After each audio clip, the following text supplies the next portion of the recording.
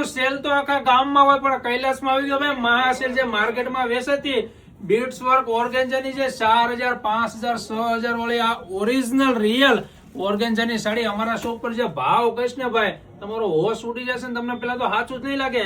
આમની પ્રાઇસ ની વાત કરું તો ફક્ત ને ફક્ત તમને મળી જશે 1750 રૂપિયાની રેન્જ ની અંદર.